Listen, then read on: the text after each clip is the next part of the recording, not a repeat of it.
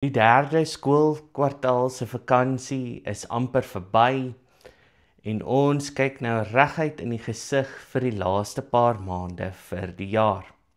Welkom by nog 'n woord van die week. Ons woord van die week hierdie week is geïnspireer in Matteus 7 vers 13 tot 29. En toe ek daardie teksgedeelte lees waar Jesus aan die woord is en besig is om sy bergrede af te sluit, het dit my geïnspireer om 'n gedig wat ons op skool gedoen het in die Engelse klas te gaan opspoor en te gaan soek en dit as 'n voorbeeld te gebruik vir ons woord vir die week. Dis 'n gedig wat geskryf is deur Robert Frost en die gedig se naam is The Road Not Taken. Ek lees hom vir ons. Two roads diverged in a yellow wood, and sorry I could not travel both, and be one traveller long I stood, and looked down one as far as I could, to where it bent in the undergrowth. Then took the other as just as fair, and having perhaps the better claim, because it was grassy and wanted wear, though as for that the passing there had worn them really about the same. And both that morning equally lay in leaves no step had trodden black. Oh, I kept the first for another day. Yet knowing how way leads on to way, I doubted if I ever should come back. I shall be telling this with a sigh. Somewhere ages and ages hence, two roads diverged in a wood, and I took the one less travelled by, and that has made all the difference. Die rede hoekom hierdie gedig vir my so uitgestaan het, is wanneer ons Jesus Christus se afsluiting lees van die bergrede, dan word ons weer eens voor 'n keuse gestel. Die breë en die smalle weg. En dat om 'n gelowige te wees, is om die smalle weg te kies. Daarna kry ons die voorbeeld van die wyse man wat sy huis op die rots bou. En weer eens staan ons voor 'n keuse. Robert Frost skryf sy gedig eintlik as 'n grap vir sy beste vriend Andrew Thomas. En in dit maak hy eintlik 'n grap van Andrew wat nie 'n besluit kan maak nie.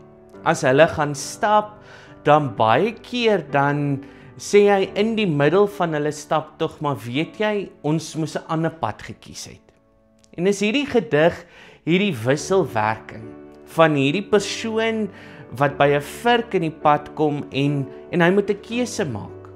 Gaan hy die pad stap wat jy sien meer mense gestap het, wat daar meer 'n beduidende paadjie is, of gaan hy 'n pad stap wat die paadjie nie so duidelik is nie, wat dit ongemaklik is, waar die gras bo-oor groei.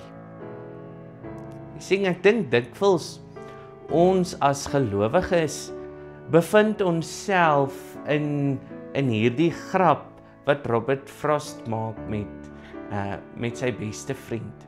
En dis om te sê, maar weet jy, ons as Christene, ons wil nie 'n keuse maak nie.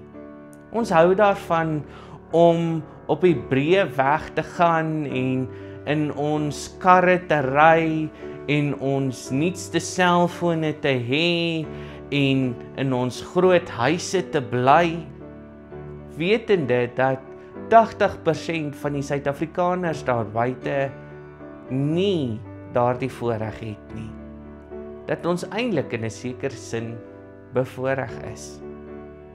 En omdat ons Christene is, wil ons die smalle weg kies. Wil ons daardie mense help wat nie 'n heenkome het nie.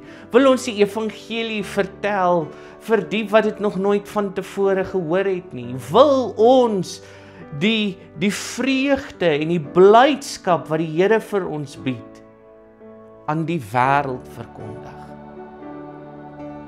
Maar solank ek dit kan doen, vanuit die gemak van my eie huis, solank ek dit kan doen, en dit nie my gemaklike lewe frustreer nie.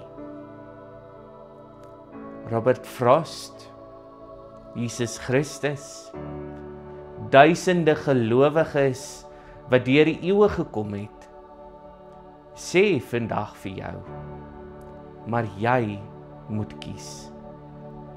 Watter pad loop jy? Waar bou jy jou huis? Wat is jou fondasie?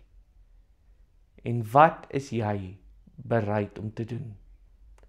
Want geloof, die vrug van geloof, is ons dade. En reflekteer ons dade, ons geloof. Dit is waarmee ek jou laat. As jy gehou het van hierdie video, gee vir ons 'n shop, en as jy 'n opinie het oor Robert Frost se gedig, of as jy iets te sê het oor Matteus 13, asseblief skryf vir ons dit in die comments. As jy net geïnspireer is deur hierdie woord vir die week, tik sommer net vir ons 'n amen. Net om te sê, maar weet jy, ek het gehoor en ek sien dit raak. En as jy meer van ons wil sien wat ons gemeente mee besig is, kom gee ons 'n subscribe of kom woon ons eredienste by. Elke liewe Sondagoggend om 9. Tot ons mekaar weer sien. Totsiens. Kom ons draai 'n nuwe engel. Kom ons hoop. Ek lyk goed.